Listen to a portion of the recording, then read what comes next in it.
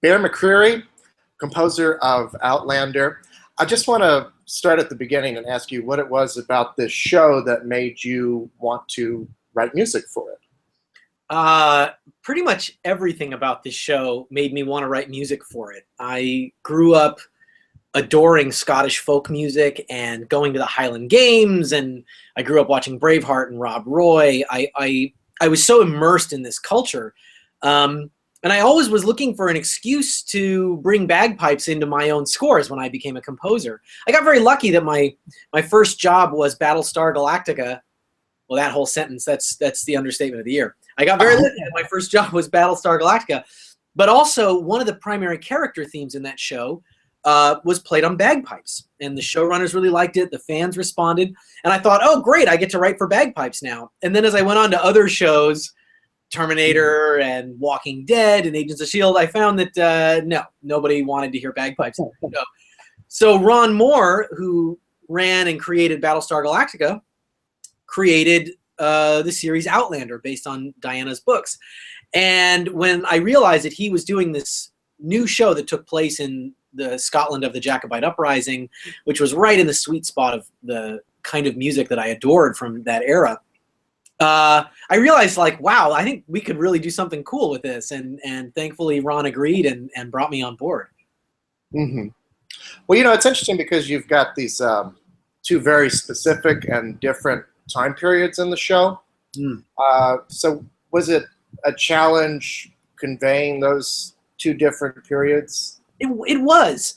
And I think when we think about the tropes of time travel stories, they almost always start in the present and move to the past or the future. I mean, you think about Back to the Future, they had Huey Lewis in the news, and it was just like 85. And it was very easy to do that and make it feel contemporary. And then you go to 1955 and you hear Mr. Sandman and you get it. The thing that makes Outlander tricky is that it starts in the past and then goes further back in the past. So even for the protagonist, it's the past for the audience. So I needed to help create this feeling of the 1940s for the opening of the show, and then separate that from the 1740s for the bulk of the show. And obviously there was some source music. We used some 1940s swing music and big band music, but I also tried to create something that felt very proper and British. And you'll hear the love theme for Claire and her husband. It's usually played on a clarinet, and it's very classical and kind of, I don't know, I keep saying British, but it's like very proper.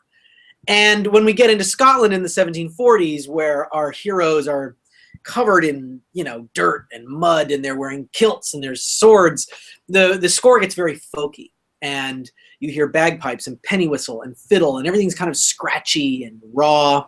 So there's a separation not only in time but in culture. That you really feel like her husband Frank was a British officer in World War II, and he's a lovable guy, but he's also very kind of proper and distant. And then Jamie is the rugged,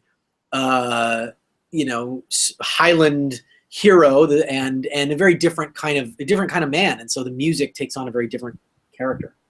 Mm-hmm. So once you had those themes in place, where do you go from there with each episode? Do you keep using the same themes over and over again? Do you see what each episode needs specifically? Does that make sense? It's a good question. It's a little bit of both. I always write thematically. I always come up with a theme for a project, usually for specific characters. And very much like Battlestar Galactica, which was run by Ron Moore, Outlander is a case where each episode is its own little movie in a way. Each episode has its own tone in a subtle way. So while I'm definitely drawing from the themes that I wrote, and I'm using Scottish folk tunes as themes sometimes, and I also wrote a very prominent theme for the Jamie and Claire relationship.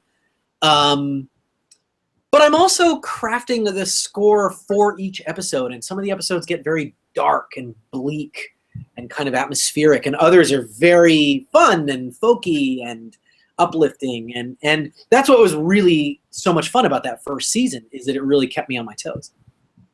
Right.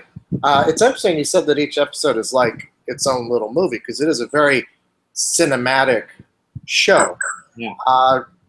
Kind of representative of how TV has become more cinematic in general. Can you talk a bit about that and how that affects your job as a composer? Sure.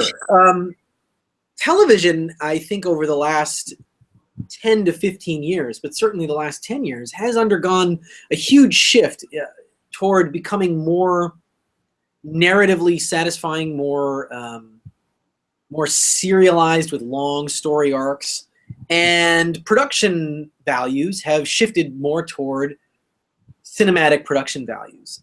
You see this with the writing and acting and editing. Everybody is coming toward television because you can tell these really satisfying, cool stories. For composers, and especially for myself, it's a really exciting time because I'm getting to score a television show that has a big dramatic arc, and I have an orchestra every week. And I get to create music that sounds very cinematic for scenes that are very cinematic. So it's a really wonderful opportunity. There really was nothing like it when I was growing up. When I was growing up, TV was like Magnum PI and the A-Team, and it's like, that's I was going to say those. And they had cool music, but they were very much the same story week in and week out, and the music was more about selling you the product of the show rather than telling you a specific story. And in the modern era, television has become just much more dramatic, and it makes it an intensely satisfying experience to work on it. Mm-hmm. Can you talk a bit more about your creative partnership with Ronald D. Moore? What does he give you as a creator and executive producer to help you and guide you in the show? Ron Moore is, I don't use the G word super often, but I think he might be a genius. I mean, his way of approaching stories in television is so unique and smart, and he assembles people around him that he trusts, and he lets them use their instincts and bring something to the table. So I'm very fortunate to be able to work with him. On Outlander, I feel like he and I started off where we left off with Battlestar. Over the course of Battlestar, it was my first job in the industry. I had just met Ron, and we got to know each other pretty well. And, that was a great partnership. And with Outlander, I felt like coming in, we sort of, our relationship was in that same place where we left off, where he really let me explore a lot of ideas, and he gave me the freedom to try things out. There was a lot of input. I mean, we definitely spent a long time talking about what the show should feel like, what it should sound like, what the main title theme should be. And he always has very concise feedback. I mean, when he knows he doesn't like something, it's very clear, which is great. I always like working with someone who may not be able to articulate exactly why they don't like something, but their feelings are clear. Like, that moment isn't working, or that moment needs to be different somehow, and then it's my job to figure out what exactly needs to change. So it's really cool coming into a show like Outlander, where normally you have to build that relationship over time with a new showrunner. And because he and I knew each other, I felt like from the first episode, we had this relationship that allowed for us to do really creative things, which was very exciting. Mm-hmm. Now, you got nominated for an Emmy for this. Congratulations. I did. Thank you. You've previously won an Emmy for Da Vinci's Demons. Can you talk a bit, and you've had 2 other nominations also. Yep. This being an award site, I have to ask how that affected your career or your work, or if it has at all.